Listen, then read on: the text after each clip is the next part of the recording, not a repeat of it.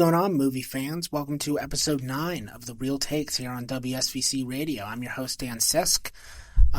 We are back this week to review the new horror movie that is currently out in theaters, Presence, the new effort from Steven Soderbergh. So let's get into it. Steven Soderbergh, very renowned filmmaker, best known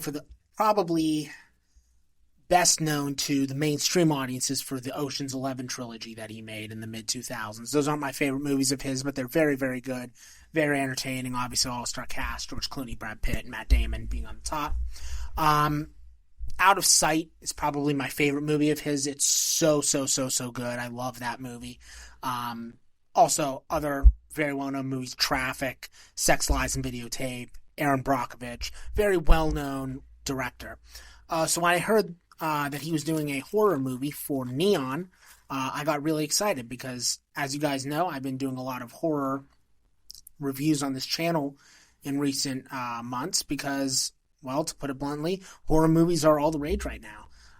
There are so many good ones that are out in theaters on a weekly basis. It's just been a really fun time to be a horror fan and to cover the horror genre in a podcast format like this. And then in terms of Neon releases, Neon is kind of the indie distributor they've become a strong force, let's say, in the independent film production area. They're considered basically the main competitor to A24, who a lot of you would know for they've made a million well-known movies, A24. So when I heard that Soderbergh was distributing this movie through them, I got really excited because Neon puts out a lot of good product. And it's also, side note, it's been really interesting to see A24 and Neon, the two primary forces, again, in the independent film community, embrace the horror genre so strongly and so effectively because it's resulted in a lot of really good movies getting made in recent years. So here we are to Presence. This premiered at the Sundance Film Festival last year. So this premiered in January of 2024. This premiered a long time ago. It got good buzz back then, but Neon did not have a release date for it until now. This stars Lucy Liu, Chris Sullivan, and a couple of unknown actors playing the kids.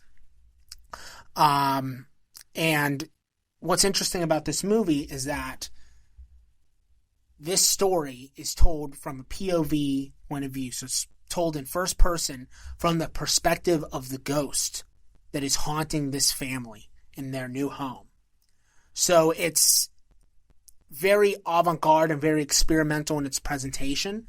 And it's very unique. I mean, when else are you going to watch a movie where it's a POV perspective from a ghost point of view? I mean, you're not going to really see another movie like this ever. So I was really intrigued by the setup. Obviously, ghost haunting family that just moves into a new home, that's not original at all. But seeing it through the perspective of this ghost was incredibly invigorating to me and really, really engaging. And it resulted in some very, very interesting conversations that I actually had with my dad after we watched it. This movie has a lot of long takes. This movie is a series of long takes that are uncut, and the actors are asked to do straight takes. I believe they filmed this movie in less than 2 weeks, which is insane. Most movies take 1 to 2 months to make, but this one they filmed it in less than 2 weeks because it's literally just the actors 3 or 4 times. They ran the shot and then they were done. This movie's, again, a series of long takes where the actors are just asked to act for 5 minutes at a time. The movie's very short. It's a little less than an hour and a half, so it gets in and out real quick. The movie knows that you can't have the runtime go on too long or else it just becomes nothing more than a gimmick. So they were very smart to keep the runtime minimal. I really can't say much about the plot of this movie because the twists that it adds to this very generic premise, that's what makes the experience memorable, and that's what makes the movie engaging. But I will say that the POV point of view really allows the camera and therefore the viewer to get intimate with the characters. You're able to really dive in because the characters don't know that a camera's there and the characters don't know that that other people are there. So you're watching someone observe people, but the people that are being observed don't know that there's an observer. So I found that really, really interesting and really engaging to watch. Well-acted movie. This movie isn't really about the acting, but the acting is quite strong across the board. Again, these four actors, they are asked to act for minutes at a time with no cuts and to act perfectly natural and perfectly realistic the whole time. It's a tricky balance. And again, this isn't really an acting movie, but they step up, and everyone did a very good job. In particular, I want to give a shout out. Chris Sullivan as the dad. I thought he was fantastic. He didn't really get a lot of mentions in the reviews I read for this movie, but he was spectacular. I wish he got more recognition. Apparently, he's from This Is Us. So if any of you watched that show, I did not. But if any of you watch it, you'll be happy to know that he delivered big time here. This movie's written by David Koepp, who is a very well-known screenwriter in Hollywood. Obviously wrote the original Jurassic Park. That's probably the script that most of you know him the best for. But he wrote the original Mission Impossible. He wrote the original Spider-Man. He wrote Carlito's Way. He wrote War of the Worlds. He's very well-known in Hollywood.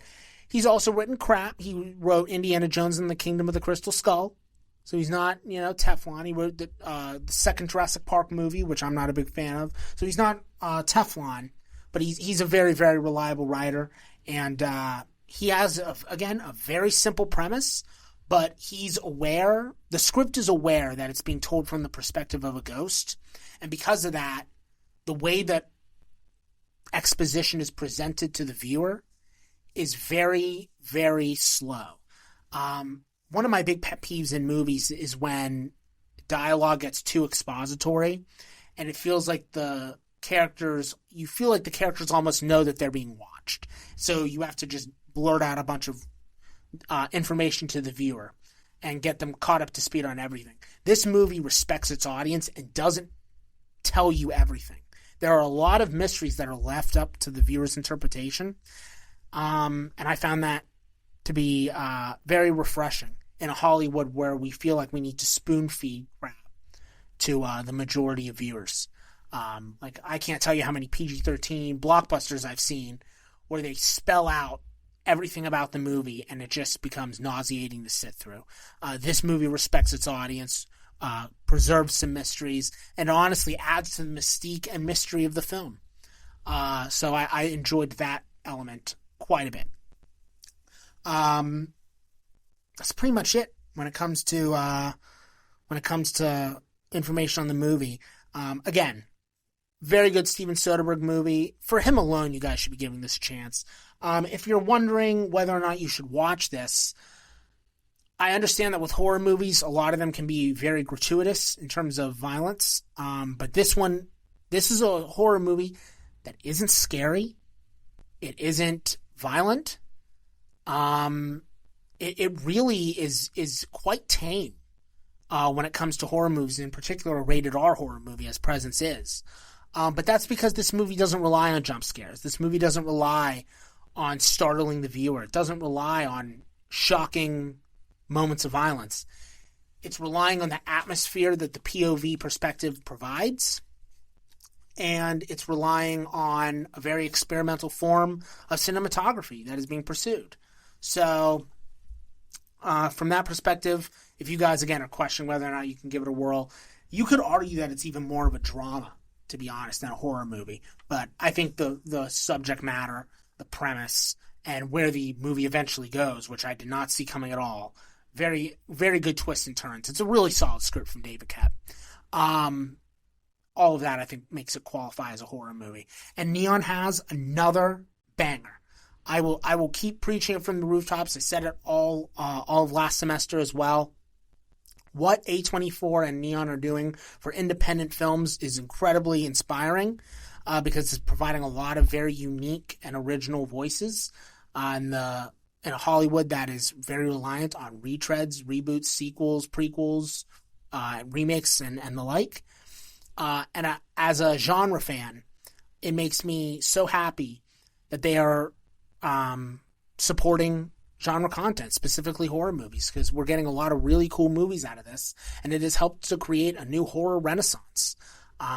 Last year, I mean, my top 10 horror movies of the year, I wish I had the list in front of me, but I don't.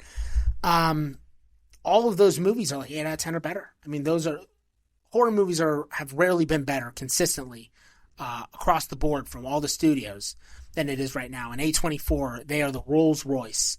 A24 Neon, they are the Rolls Royce companies when it comes to providing horror movies. In comparison to last week's Wolfman reboot, night and day. Presence is so much better. In comparison, Wolfman is tame, Wolfman is uninspired, and Wolfman is boring. This movie is not tame, this movie is not uninspired, and this movie is not boring. This is a movie that you really should see.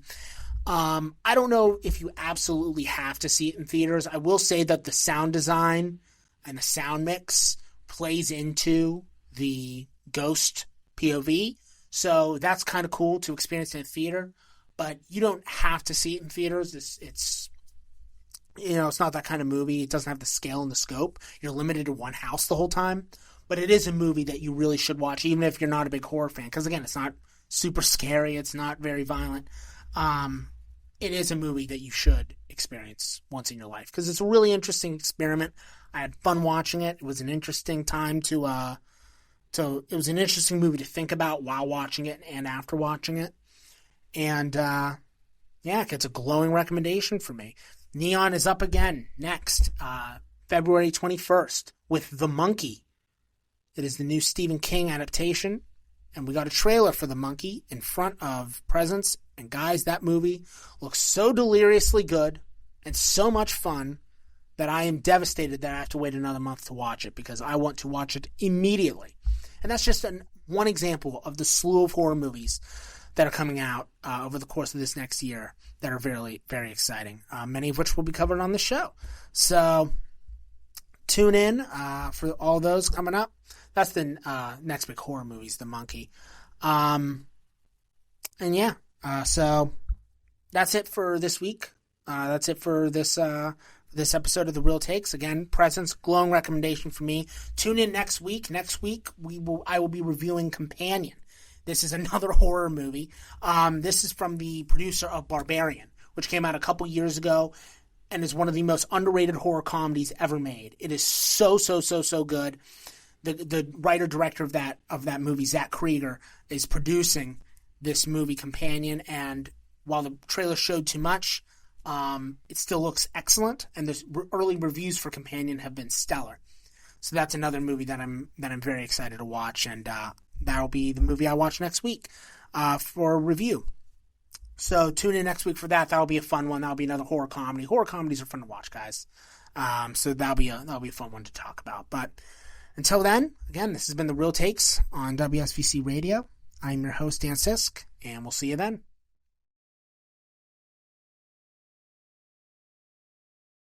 Hey there, listeners. I'm Matt Boyer, station manager of WSVC Radio. If you like what you're listening to, don't forget to like, subscribe, and hit that bell button to be notified with all of our updates. Every day, one of our shows will be releasing a new episode. Stick around and tune in.